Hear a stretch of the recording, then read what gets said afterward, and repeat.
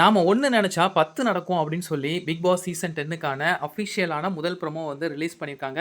ஒவ்வொரு டைமுமே இந்த சீசன் ஆரம்பிக்கும்போது, ஏதாச்சும் ஒரு புதுமையான விஷயம் இருக்கும். அதாவது இந்த டைம் வந்து காமன் மேன் அப்படிங்கிற விஷயத்த வந்து கொண்டு வந்திருக்காங்க. ஆரம்பம் என்னமோ பரபரப்பா தான் இருக்கும். ஆனா உள்ள இருக்கக்கூடிய போட்டியாளர்கள் ஒண்ணு சொதப்பிருவாங்க. கன்டென்ட் குடுக்க தவறிடுவாங்க. இல்ல அப்படின்னா பிக் பாஸ் தரப்புலேருந்து குடுக்கக்கூடிய டாஸ்க் வந்து இல்லாம ரொம்பவே மொக்கையாயிடும். ஸோ இந்த மாதிரி ஒவ்வொரு சீசன்லயும் நம்ம பார்த்துக்கிட்டு தான் இருக்கோம். ஆனா இந்த சீசன் ப்ரோமோல வந்து முதல் ப்ரோமோவே கொஞ்சம் சொதப்புன மாரி தாங்க இருக்கு. ஒவ்வொரு சீசன்லயுமே அந்த ஐ லோகோ இருக்குல்ல, அதுக்காகவே தனி கவனம் வந்து செலுத்துவாங்க.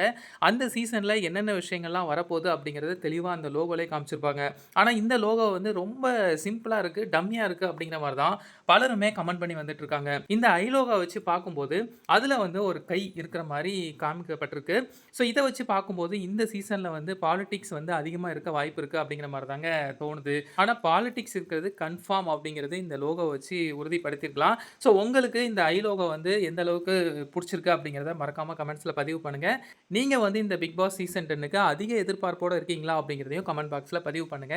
இந்த மாதிரியான அப்டேட்டுக்கு சினிமா டாக்கீஸ சப்ஸ்கிரைப் பண்ணிக்கோங்க.